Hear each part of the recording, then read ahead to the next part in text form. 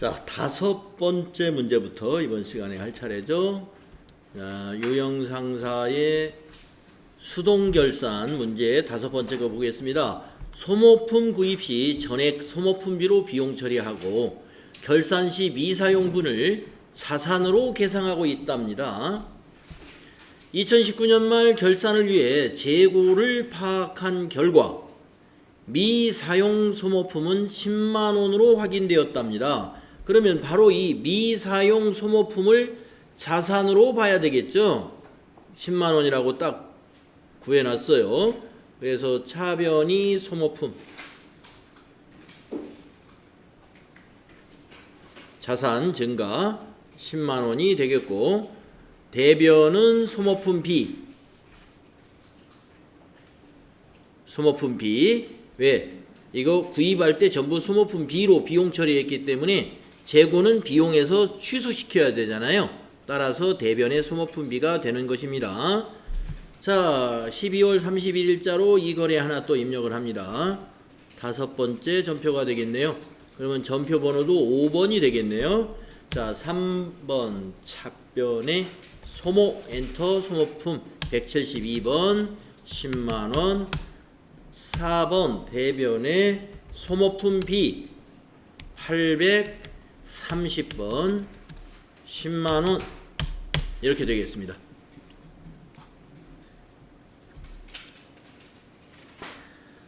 자, 여섯 번째 분계 문제 보겠습니다. 여섯 번째 결산 수정 분계. 기말 현재까지 현금 과부적으로 처리되었던 현금 과다액, 과다라는 건 현금이 많았었다는 거죠.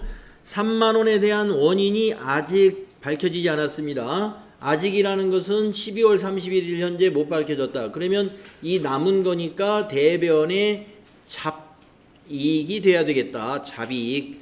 이익이 수익 발생이 대변이잖아요. 그래서 잡이익이 3만 원 대변에, 차변에는 이게 현금 과다액을 현금 과부적으로 처리해 주잖아요. 그래서 차변에 현금 과부적 이렇게 해 주시면 돼요. 그래서 현금 과부적을 3만 원을 차변에 입력해 주면 현금 과부적 잔액은 제로가 되는 겁니다. 자, 차변의 현금 과부적, 대변의 잡이익입니다.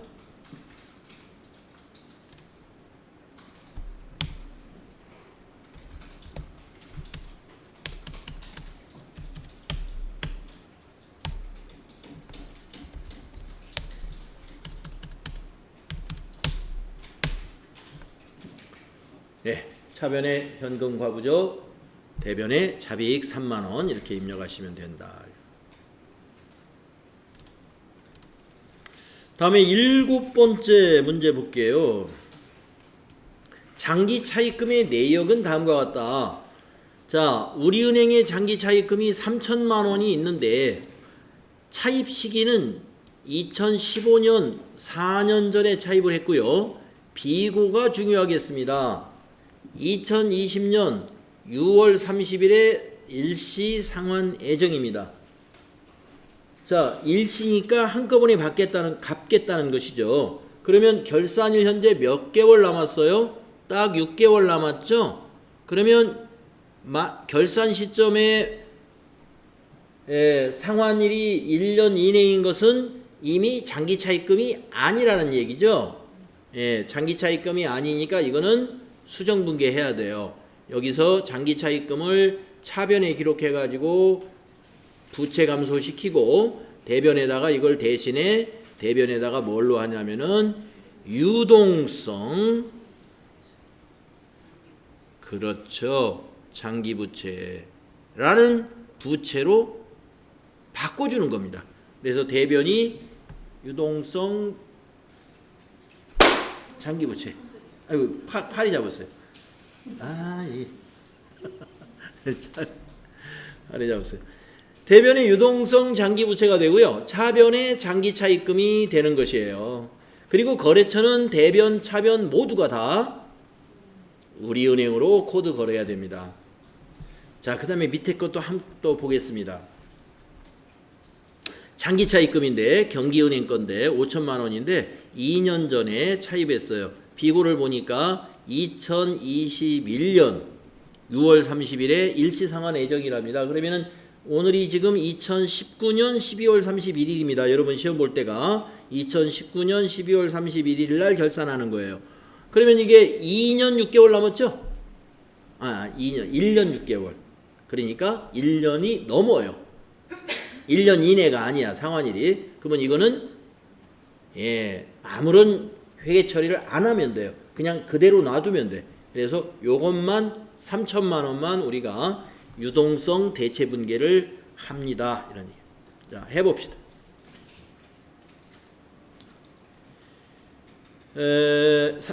12월 31일입니다. 차변의 장기 차입금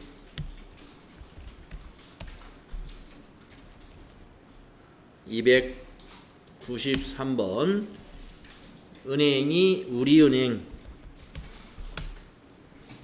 우리은행의 금액은 3천만 원 부채 감소시키고 대변에 유동으로 검색해 보세요.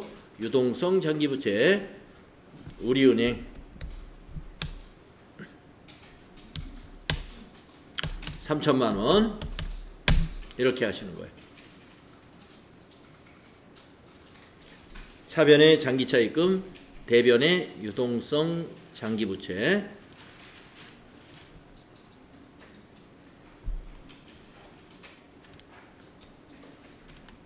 자, 그 다음 문제 이제 수동분계의 8번째 마지막 문제입니다.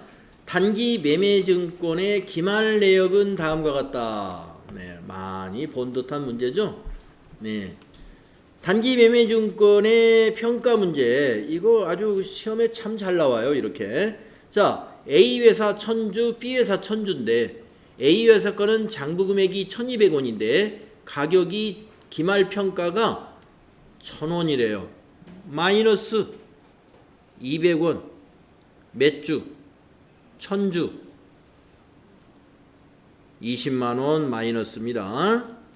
자, 그 다음에 두 번째 거 6,000원인데 5,500원 여기는 마이너스 500원 떨어졌어요.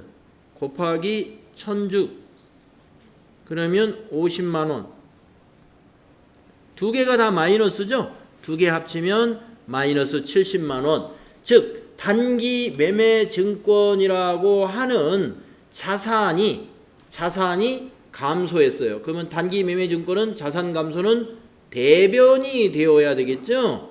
왜? 단기 매매증권 감소했으니까 가격이 떨어지면 대변에 가요. 자산이. 그러면 차변에 오는 건 뭐냐? 평가 손실이라고 그러죠. 이런 것을 기말에 평가하는 거를. 그래서 앞에 붙는 게 단기 매매증권 일단 붙고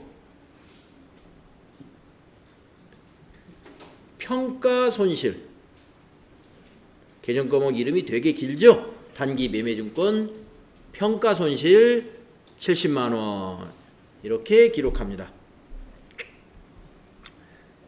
차변의 단기 매매증권 평가 손실 70 대변의 단기 매매증권 자산 감소 70 이렇게 하는 거예요. 비용 발생 자산 감소 이런 손익거래가 되겠습니다. 자, 입력합시다. 차변의 단기 매매증권 평가손이라고 되어 있네. 937번 70만원 대변은 자산 감소 단기 매매 증권 107번 자산 감소 70만원 이렇게요.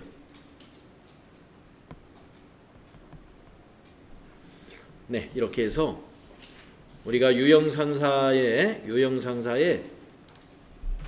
수동분계, 수동으로 결산할 수 있는 유형 8가지 유형을 다 연습해 봤습니다. 수동분계는 이 범위 내에서 나올 거예요. 한 문제가. 자, 이제 자동분계 해보겠습니다. 자동결산, 자동분계가 아니라 자동결산. 자동결산은 결산자료 입력에다가 입력해 놓고서 전표 추가 눌러버리면 끝나는 거예요. 네, 자동결산은. 그런데 그냥 금액을 이렇게 딱딱 계산해서 주는 경우도 있지만 어떤 것들은 계산을 해야 돼요. 그래서 자동 결산을 한꺼번에 입력하기 위해서 계산을 하고 가야 되는 게 얼마가 어느 것이 있는지 체크해 보도록 하겠습니다. 자, 먼저 1번은 요거 그대로 쓰면 됩니다. 2번은 요거 그대로 입력만 하면 돼요. 3번은 계산해야 되겠네요.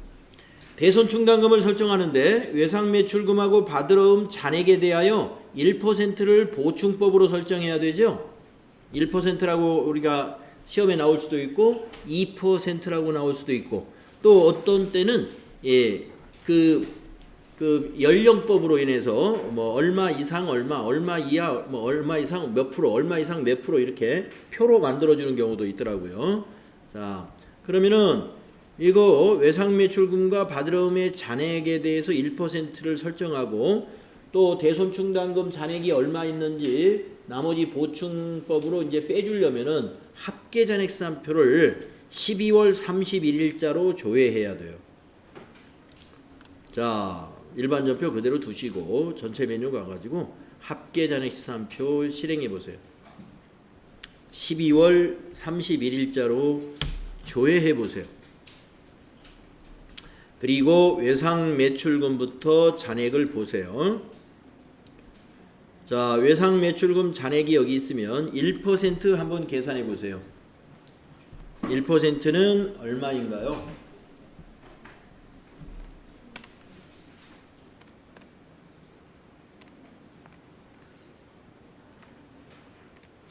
6,431,760 나오죠? 네. 자, 그런데 잔액이 있어요. 무슨 잔액이? 대손충당금 없군요. 예, 제가 잘못 봤어요. 외상매출금에 대한 대손충당금 잔액 없죠? 50만 원 있습니까? 합계잖아요. 50만 원은 잔액란을 봐야 돼요. 여기 합계를 보면 안 되고 잔액. 대손충당금 잔액은 여기에 있어야 돼요. 잔액 있습니까, 여러분? 없습니다. 그러면은 시험지에다가 6,431,760을 메모해야 돼요. 6,431,760은 외상매출금 밑에다가 메모해.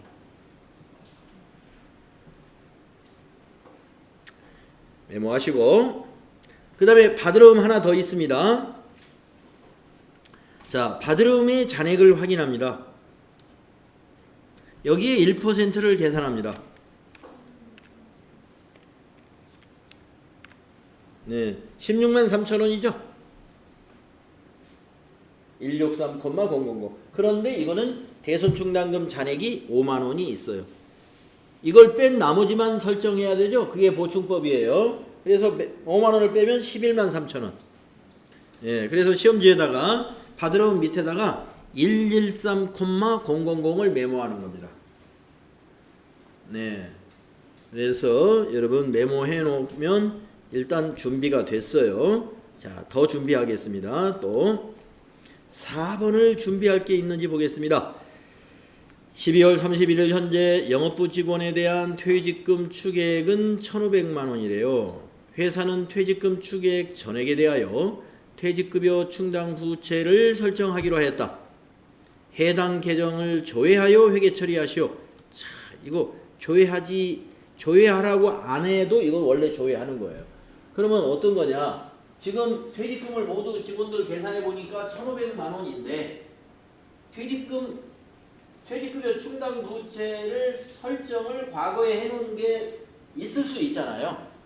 그거를 확인해야 돼요. 그리고 나머지만 입력을 하는 겁니다. 자, 퇴직급여 충당 부채 조금 전에 열어놨던 합계잔액 시산표에서 확인하겠습니다. 퇴직급여 충당 부채는 기타 비유동 부채죠. 밑으로 내려가 보세요. 그러면 여기에 있습니다. 기타 비유동 부채, 아니 그냥 비유동 부채에 여기 있죠. 퇴직급여 충당 부채 잔액을 항상 보는 거예요. 예. 그래서 합계를 보면 안 되고 잔액만 보면 됩니다. 합계를 볼 필요가 없어요.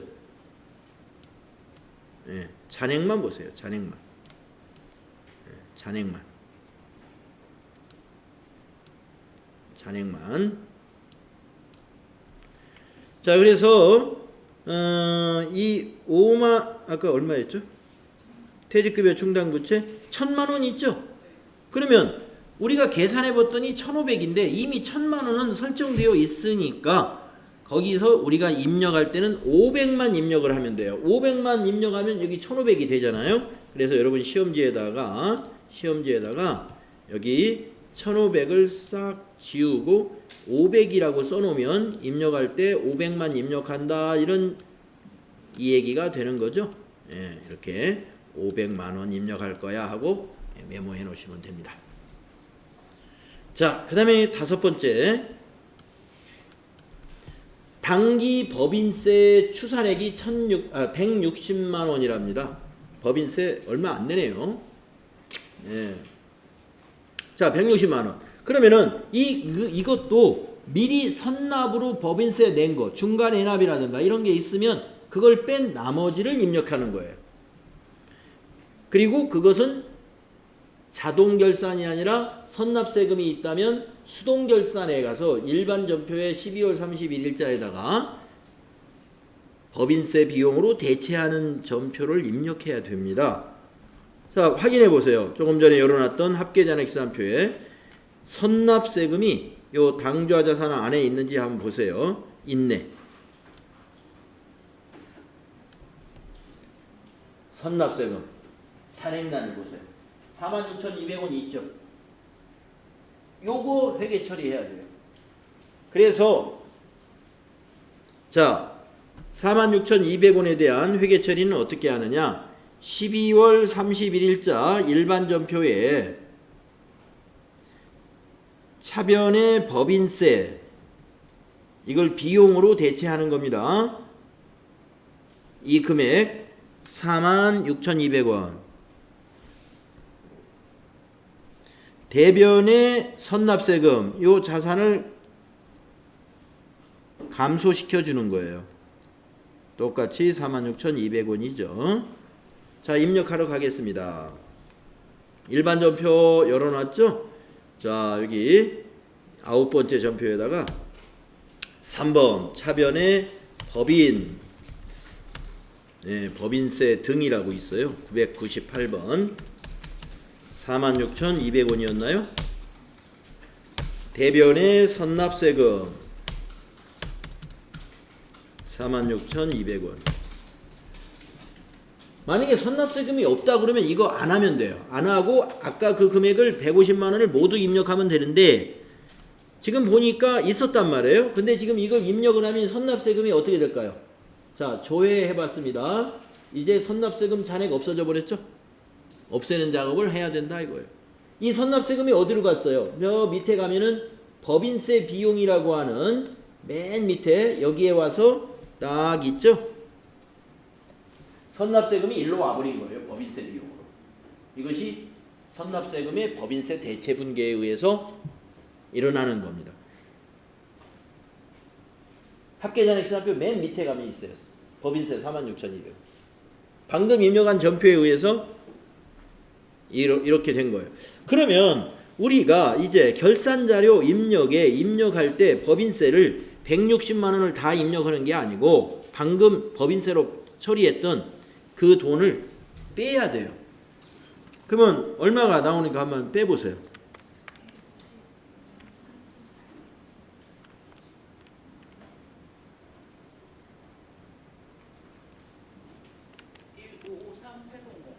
네, 153800이죠. 그거를 여기다 메모해야 돼.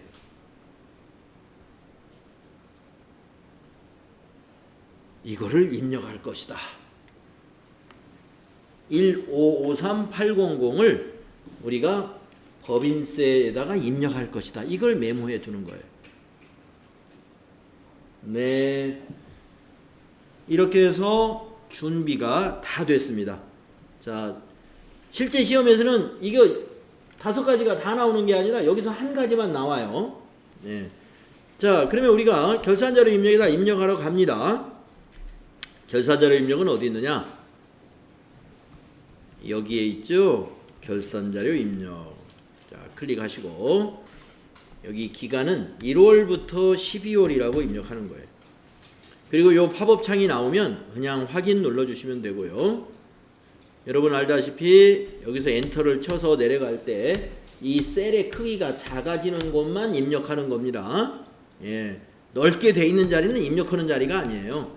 자, 그러면 기말상품 재고액 아까 1번에서 800만 원이다 알려줬죠? 예, 여기다 8 플러스 엔터. 자, 그 다음에 또 내려가 봅니다. 엔터로 쭉쭉쭉쭉쭉쭉쭉쭉쭉쭉쭉. 네, 여기서 멈췄죠? 퇴직급여 전입액. 퇴직급여 전입액에다가 조금 전에 우리가 그 4번에 있었던 500만 원만 입력한다고 그랬죠? 1000만 원이 이미 퇴직급여 충당 부채로 설정되어 있었잖아요. 퇴직급여 충당 부채 설정하는 거 퇴직급여 전입액에다 입력합니다. 500만 원. 자, 퇴직연금 충당 전입액은 해당 사항이 없어요. 엔터로 지나가서 가다 보면 또 멈추는 데가 있죠. 건물 감가상각비. 자, 거기 건물 감가상각비 2번에 숫자 주어졌죠. 600만 원. 사량 문방구는 없대요. 엔터. 비품은 120만 원. 엔터.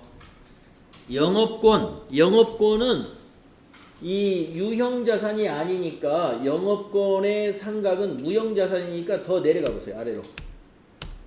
예, 아예 영업권 여기 무형고정자산에 가면 있습니다. 여기다 입력하세요. 영업권은 무형고정자산 안에 있어요. 그래서 150만 원. 자, 그 다음에 뭐 그냥 지나와 버린 게 있어가지고 다시 위로 올라가요. 빠꾸 올라가가지고 이제 대손상각에 아까 대손상각에 외상매출금하고 받으러움에 대한 대손충당금 설정할 거 메모해 놓은 거 있죠? 그거 대손상각에다 입력하는 거예요. 아까 외상매출금 밑에다가 6431760 메모했습니다. 여기다 입력합니다. 6431760. 그리고 받으러움 밑에다가 113000 메모했죠. 받으러움 줄에다 입력합니다. 자, 그러면 1번, 2번, 3번, 그리고 4번, 이제 마지막 5번만 남았습니다. 마지막 5번은 저 끝에 있어요. 법인세는 맨 끝에. 네, 맨 끝에 보시면 우리가 법인세 등이라고 하는 안에 지금 46,200원이 미리 와 있죠. 이거 조금 전에 일반 전표에서 법인세 대체 분계를 했기 때문에 여기 요 줄이 만들어진 거예요. 그럼 우리가 입력할 거는 거기 두 번째 줄. 1번은 이미 아까 일반 전표에 넣었기 때문에 만들어졌고, 여기다가 두 번째 줄 여기 2번에다가 아까 메모했던 153800 153800 하고 엔터 치면은 여기가 160만 원이 돼요. 여기다 이 금액을 입력하면 요 두 개가 합해져 가지고 여기가 160만 원이 돼야 맞는 거예요. 여기가. 법인세 등 이렇게 되는 것이다. 그래서 우리가 이제 마지막으로 잊지 말고 해야 되는 게 위에 있는 입력만 하고 그냥 이 창 닫아버리면 허당이에요. 예, 점수 안 나와요. 전표 추가를 꼭 눌러야 돼요. 전표 추가. 그리고 추가하시겠습니까? 해서 예 해주세요. 그리고 확인해 주시고.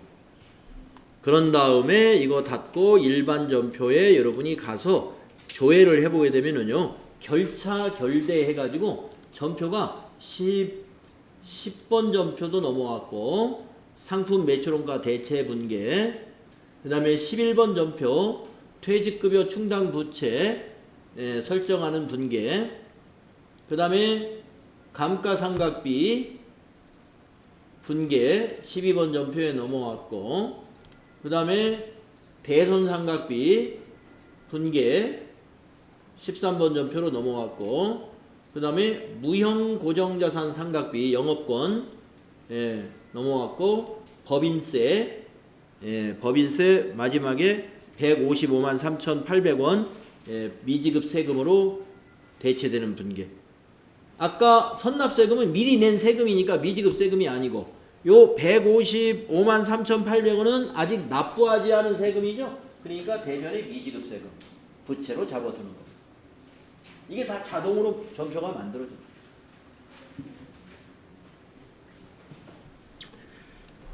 자, 이렇게 해서 이제 결산 연습까지 완벽하게 끝냈습니다. 자, 나머지 연습은 회계정보 분석 문제인데요. 여러분, 회계정보 분석이라는 건 장부 조회하는 거예요. 장부 조회하는 문제는 두 문제 딱 나오죠. 그렇죠? 두 문제, 시험에서 두 문제 나옵니다. 두 문제 풀기 위해서 이렇게 많이 연습을 해야 될까요? 그래서 저는 이거를 시간이 뭐 많이 있으면 이것도 다 한번 해보고 가겠지만 할 필요 없어요, 이거. 시간이 여러분이 지금 많지가 않습니다. 그래서 바로 뒤에 있는 기출문제를 빨리 한 회라도 더 많이 풀어보는 게 좋아요. 이거 장부 조회하는 거기 때문에 너무나 쉬운 거예요, 이거. 자, 여기서 여러분에게 그러면 그냥 넘어가니까 여러분이 왜 이거 그냥 넘어가나 하고 아쉬운가 봐요. 그러면 한번 여러분이 3개만 한번 해보겠습니다. 여러분이 딱 보고 선생님 이건 못할 것 같은데요. 이거 제일 어려워 보인다는 거 하나씩 3개만 여러분 해보자는 거. 자, 먼저 어느 거 해볼까요? 다 해볼 필요 없어요. 3개만 찍어보세요.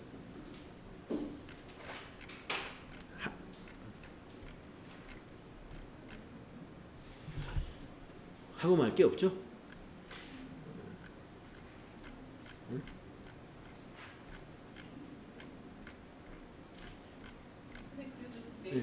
내일 모레 테스트북 이 부분 테스트 문제 아나요? 예. 이거 아닌가? 저기 내일 모레 테스트하는 거 이거 조회하는 거 나옵니다. 근데 내일 모레 테스트하고 관련된 조회를 한번 해볼까요? 그러면 예. 네. 그냥 1번부터 그냥 빠르게 그냥 빨리 어우 이거 시간 많이 걸려요. 아 이거요? 예, 이거 뭐 장부 조회가 이거 시간 많이 걸려. 다 이거 뭐 할 필요 없어요. 네, 시험에 나오는 것만. 시험에 우리 저 평가 시험에 나오는 것만 한번 해볼까요?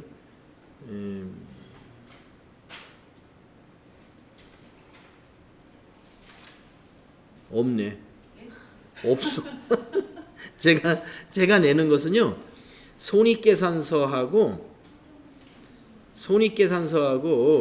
재무상태표 조회해가지고 그 비율 분석하는 거예요. 뭐 부채 비율이 얼마냐, 그다음에 주당 당기순이익은 얼마냐, 뭐 또 당좌 뭐 영업이익률은 얼마냐, 매출 이익률은 얼마냐 이런 것들이에요. 그리고 그 공식 다 알려줘요. 뭐 나누기 분자 분모 알려주고 곱하기 100 해라 이렇게 알려주니까 계산기만 정확히 두들기고 조회 정확히 해서 계산기 정확히 두들기면 되는 겁니다. 예. 근데 이제 그 계산기 정확히 두들기는 게 잘 안 되시는 분들 자 만약에 여기서 만약에 자산분의 만약에 부채라고 했다고 해요. 곱하기 100이다. 공식을 이렇게 알려줘서 어떤 문제를. 그러면 여러분 계산기를 어떻게 해야 돼요? 부채가 만약에 500원, 자산이 900원이었다라고 하면은 계산기를 어떻게 두들겨야 돼요? 분자부터 두들겨야 됩니다. 500원 두들기고 이것이 뭐예요? 나누기 두들기고 그 다음에 이거 뭐예요? 900원 분모 넣고 곱하기 두들기고 100는 하면은 답이 나오죠? 그거 그대로 쓰면 돼. 내일 쓸 때 소수는 절사하시오 이렇게 써요. 소수 버리고 정수만 딱 쓰면 돼요. 네. 그래서 공식이 뭐 자산분의 부채다라고 이렇게 공식이 되어 있으면 여러분이 그 손익계산서나 재무상태표에서 부채 찾아 그랬더니 500원이야. 그럼 500원 두들기고 나누기 자산 찾아 그랬더니 900원이야. 그러면 900원 넣고 그럼 곱하기 100. 근데 숫자가 이렇게 간단하지가 않고 숫자가 굉장히 몇 억 이렇게 커요. 크니까 정확하게 헷갈리지 않고 계산하시면 무난하게 다 할 수 있을 것 같습니다. 자, 그래서 이거는 나중에 기출문제 또는 모의고사 푸는 걸로 대신하면 됩니다. 자, 그리고 이제 모의고사가 1회부터 5회까지 있습니다.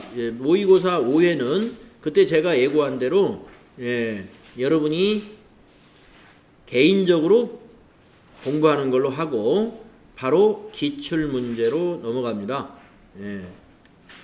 기출문제로. 그래서 기출문제가 몇 페이지에 있느냐 하면은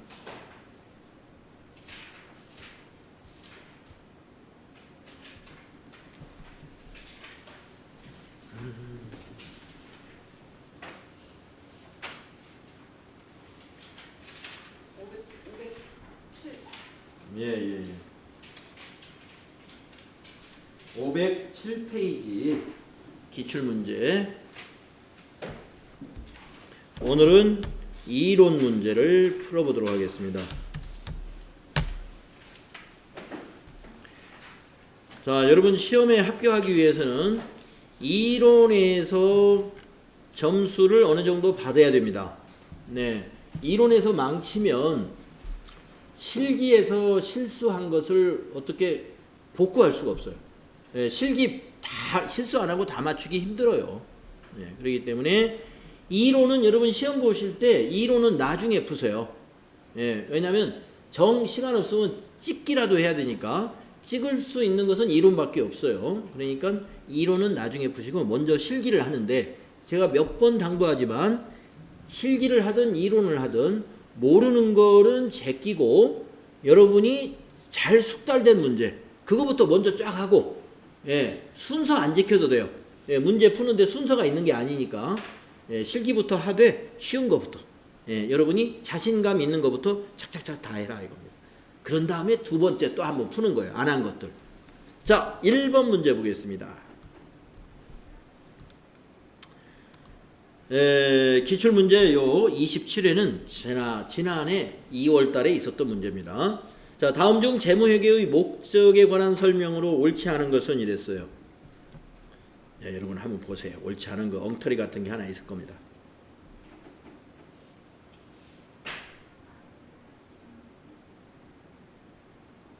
3번이죠. 왜 그러냐면 우리 재무제표, 재무회계를 하는데 우리가 지금까지 배운 거 여러분 재무회계 배웠거든요. 이런 거 배웠나요? 산업, 경제 전반에 대한 거 우리 공부한 적 없죠? 재무회계는 특정 기업에 대한 재무회계를 하는 것이지 뭐 전자산업, 뭐 바이오 산업, 뭐 이렇게 건설 분야 뭐 이런 산업 전반에 대한 공부는 해당 사항이 없죠. 그래서 3번이 옳지 않다. 다음에 2번 보겠습니다. 다음 거래에 대한 회계 처리. 여러분 단기 매매증권이 아주 시험에 잘 나온다고 제가 단기 매매증권 공부할 때도 여러분에게 말씀드린 적 있죠? 27회 문제에도 이렇게 이론에 단기 매매증권이 문제에 나옵니다. 자, 단기 매매 차익을 목적으로 보유하고 있는 주식회사 서울의 주식 1000주를 주당 8,500원에 가로 열고 장부 금액은 9,700원이래요. 매각하고 대금은 보통예금으로 수령하였다. 회계 처리를 하라는 거예요. 자, 그러면 여러분이 가장 자신 있는 거 보통예금으로 수령했다. 얼마를 수령했을까요? 주당 8,500원에 팔았죠? 그러면 1000주 곱하기 8,500원 850만 원이 들어와야 돼요. 보통예금에. 그것만 한번 체크해 보세요. 보통예금 850 들어온 거 1번 이거 맞고, 그 다음에 3번 요거 맞고, 그러면 답은 1번 아니면 3번에 있는 거예요. 자, 그 다음에 이제 좁혀 들어가서 1번과 3번의 차이가 뭐냐? 차변에 하나는 단기 매매증권 평가 손실이고 하나는 처분 손실이에요. 그 외에 다른 차이가 없어. 그러면 지금 우리가 평가를 했나요? 처분을 했나요? 처분했잖아요. 그러면 이건 틀렸지. 평가가 아니죠. 평가는 결산일에 하는 거잖아요. 그래서 3번이 답인 거예요. 여러분 객관식 문제를 맞출 때는요, 여러분이 완벽하게 알아서 맞추는 사람도 물론 있지만 살짝 알아도 맞추는 겁니다. 예, 이거 살짝 알면 맞출 수 있는 거예요. 예, 완벽하게 분개 못해도 한번 있어봐, 돈이 보통 예금으로 얼마 들어온 거지? 예, 8,500원씩. 아까 그런 식으로 접근하는 거예요. 실기는 완벽히 알아야 맞출 수 있죠. 차변대변 내가 다 알아서 입력해야 되니까. 그러면 필기는 아니잖아요. 고르면 돼요. 예. 그래서 자신 있는 것부터 맞춰 나가라 이겁니다. 자, 다음에 3번 문제 보겠습니다. 다음 자료에 의해 기계장치 처분 손익을 계산하면 얼마냐. 제가 여러분에게 그 유형자산 처분에 관한 거 반드시 나온다라고 하면서, 그 반드시 나온다는 말은 사실은 이론 필기 시험에 나온다는 말이 아니라 실기 문제에 나옵니다. 예, 근데 이와 같이 이론에도 나와요. 예, 꽤 복잡한 거예요, 이거. 기계장치 처분할 때 우리 어떻게 합니까? 대변에 취득금액 넣고 차변에 감가상각 누계액 넣어가지고 장부금액하고 처분금액 차치 비교해가지고 이렇게 뭐 손실인가 이익인가 보잖아요. 자, 여기서 물어본 것은 처분 손익을 물어봤으니까 뭐를 찾아내야 돼요? 장부금액 찾아내고 처분금액 알아내야 되죠. 이 두 개 비교해 보면 돼요. 예, 근데 처분금액은 문제에서 딱 알려줬을 거예요. 얼마에 처분했는지. 5천에 처분했죠? 5천에. 그러면 처분금액 5천 알아냈습니다. 그러면 이제 장부금액을 찾아내면 돼요. 장부금액이라는 것은 취득금액, 장부금액 공식으로 한번 써볼까요? 취득금액 마이너스 뭘까요? 감누. 취득금액 마이너스 감가상각 누계액이에요. 장부금액이. 자, 그러면 취득금액은 1억입니다. 여기 알려줬어요. 예, 1억. 자, 1억에서 감누를 계산하는 거예요. 자, 2017년 1월 1일 날 1억에 취득했는데 처분은 19년 7월 1일 날 처분합니다. 매각합니다. 그러면은 몇 년 만에 매각했냐면은 2017년 1년, 2018년 2년 6개월 만에 처분한 거예요. 그러면 감가상각을 2년 6개월치를 해야 되죠. 자, 감가상각 방법 정액법이고 내용연수 10년이에요. 월할애를 하라는 건 6개월치도 하라는 거예요. 잔존가액은 없답니다. 그러면 1억 원을 내용연수 10년으로 계산하기 편하죠? 1년에 1,000만 원이죠. 그러면 2년 6개월이면 얼마일까요? 2,500이죠. 그래서 감누가 2,500. 자, 1억에서 2,500 빼보세요. 얼마 나옵니까? 장부금액. 예, 7,500이죠. 자, 7,500만 원이 지금 장부에 잡혀있는 기계 금액이에요. 그런데 이걸 얼마에 처분했단 말이냐? 5천만 원에 처분했으니까 2,500 손실받죠. 이렇게 계산하는 거예요. 자, 2,500, 여기도 2,500, 여기도 2,500, 손실 1번. 2,500 손실 1번이 답이다. 그래서 장부금액을 계산해낼 줄 알아야 되는데, 장부금액을 계산하려면 감가상각을 할 줄 알아야 돼요. 예. 왜냐? 감가상각 누계액을 알아내야 되니까. 감가상각 누계액이라는 것은 처분할 때까지의 감가상각 비용을 다 더하는 거예요.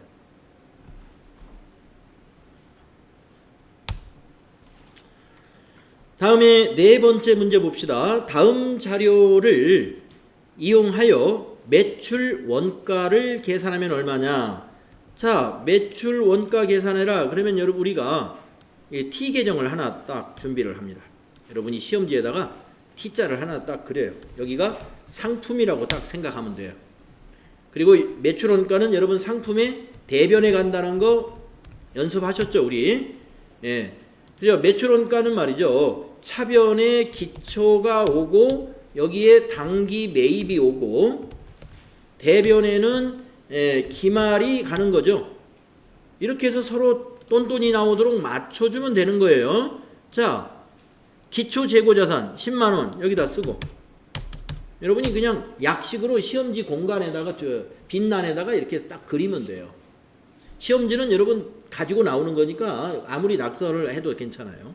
자, 당기 매입액 40 여기다 넣으면 되죠. 40. 기말 재고액 20만원. 그런데 뭐가 있나요 옆에? 기말 재고액 20만원인데 평가 및 감모 손실 반영 전 금액. 아, 반영 전이래요. 평가와 감모 손실이 있는 모양이에요. 자, 재고자산 평가 손실이 5만원이 있답니다. 그러면 재고자산의 평가 손실은, 이 평가 손실은 재고자산을 줄여주는 거예요. 예, 그러면 자, 여기 재고 금액이 지금 현재 20만원을 일단 넣어놓고, 평가 손실, 재고자산 평가 손실은 재고자산의 차감 계정이잖아요. 그러니까 마이너스 5만원 여기다 넣고, 그 다음에 재고자산 감모 손실. 그런데 감모 손실이 어떤 성격이냐? 정상적 감모는 10,000원이래요. 그러니까 2만원 중에서 정상 감모는 어떻게 돼요? 매출원가에 포함시키는 것이고, 비정상 감모는 영업의 비용으로 처리해야 되죠. 그러면 10,000원만 여기에 해당이 돼. 10,000원만. 자, 마이너스 시키는 거예요. 매출원가에 포함하려면 마이너스 돼야 되죠. 이제 평가도 마이너스, 이것도 마이너스. 자, 그러면 이제 매출원가가 나옵니다. 자, 여기 합계가 50만원이잖아요. 그러면 여기 대변도 50만원이 되어야 돼요. 50만원이.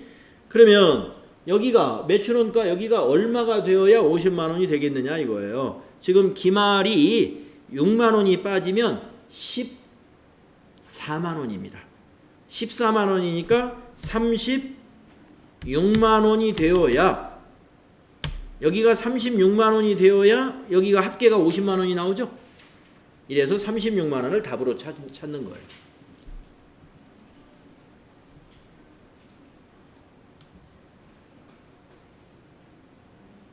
(3번이네요) 답이. 네, 4번 문제 까다로운 겁니다. 왜냐면은 여러분이 시험 볼 때는 이렇게 긴장이 돼가지고요, 뭐 이렇게 뭐가 여러 가지 토가 달려 있으면 이게 헷갈리는 거예요. 여기 지금 평가 손실. 이거 평가 손실 이거 어떻게 해야지? 여러분, 평가라는 건 가격이 떨어졌다는 거예요.